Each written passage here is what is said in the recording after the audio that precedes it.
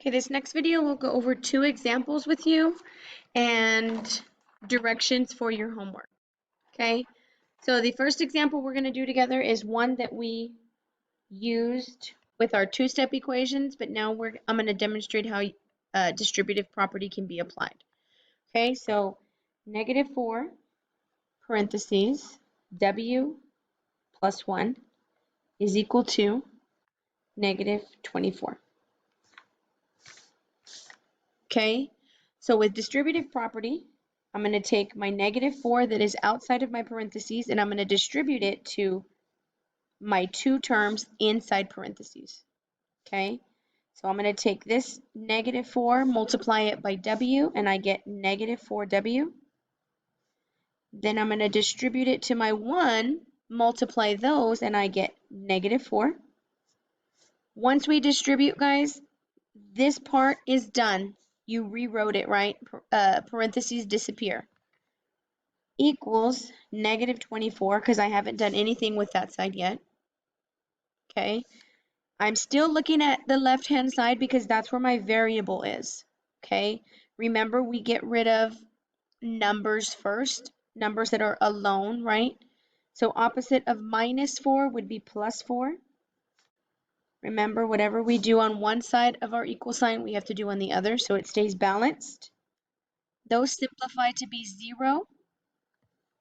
I have a -4w is equal to a -20. Okay, our final step would be to divide by -4 because it's initially being multiplied, right? So opposite of multiply is divide. Make sure we do that on both sides of the equal sign. -4 divided by -4 would simplify to be a +1.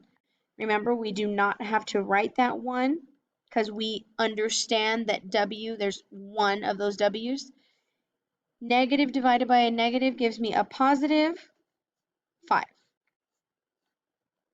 Okay, next example.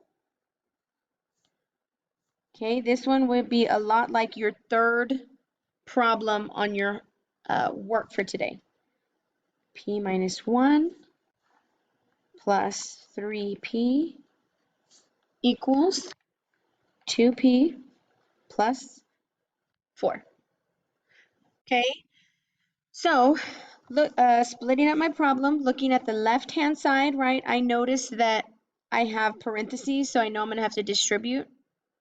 So that's where I'm going to go ahead and start. Okay, so I'm going to take this 7 and distribute it to the p. That's my first term. So I get 7p.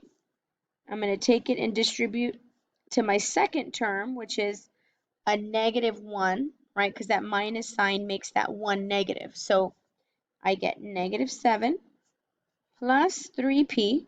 I'm just bringing it down because I haven't done anything with the remaining part of the equation. Okay, I'm still not going to come over here to my right-hand side because there's multiple p's on this side that I can still simplify, right? So I'm going to take this 7p and I'm going to add it to this plus 3p. I do addition because that's what I have in my equation already. Okay, 7p plus my 3p, that's where I get the 10p. Right after we combine those, they kind of disappear up there. I get -7, I just bring it down, is equal to 2p plus 4. Okay, so if we pay attention to our success checklist, right, it tells me that after I'm done simplifying, I can start rearranging my problem by doing opposite operations and getting variables on one side of the equation and numbers on the other side. Okay, so I'm going to go ahead and start right here, and I'm going to take this 2p and move it under this 10p over here. But guys, remember, you have to do opposite operation. Okay, so I'm going to do this minus 2p. I line it up because those are the same types, right? Those are variables.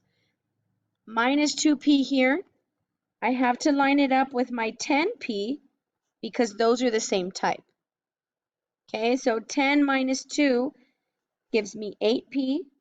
I'm bringing down my -7. my equal sign, and my 4 that I'm left with. It's a positive 4 or plus 4. The plus sign can kind of go away because I know that 4 means positive 4. Okay? So now I have 8p minus 7 is equal to 4. I've got to pay attention to the side that has the variable and get rid of the number that's alone. Opposite of minus 7 would be plus 7. Remember, we do it to both sides of our equation. I'm left with 8p is equal to 11. One final step is to divide by 8 because it is initially being multiplied, right? Opposite of multiply is divide. That simplifies to be p is equal to 11 over 8. Final answer in a box.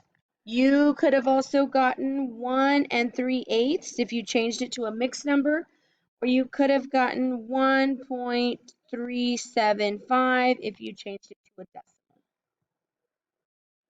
Okay, the last thing that we worked on was finding our book in Launchpad. Okay, I posted under resources how to find your textbook, so make sure you are using that to go through the steps, okay?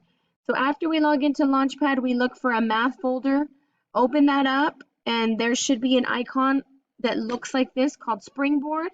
Okay, you do have access to it now, okay? You're going to use the table of contents to help you find your pages. Okay, table of contents is on the left-hand side after we have already clicked ebook. I'm sorry, I forgot about that step. So you're in Springboard, it lets you in, you click ebook, right, to get access to your book. Once you are in the ebook, this little icon is on the left-hand side. It's the icon at the very top. Click that, it opens up. You can type what page you need to go to, hit go, and it takes you straight there. Okay, you are doing page 16, letters C and F, and they are linked in Jamboard. Okay, so there is a Google assignment, right, with today's date on it that has a place for you to show your work and submit it. Okay, the third slide on Jamboard is distributive property and combining like terms in one problem. Okay, that you have to do first before you can simplify to get ready to start rearranging and solving for X. Okay, when you open up your Jamboard assignment, this is what you should see. Okay, you have a slide for question C, you have a slide for question F, and if you go to slide number 3, you are no longer on page 16, right, from your directions. You are on page 24 now, so go to the table contents, look for page 24. You are completing problem number 10. Okay, if you notice the sticky note on each of the slides, your first step is to write the problem. Okay, you can't show me any work unless you have the original problem from the book written first. Okay, show me your work on here. Remember to box your answer.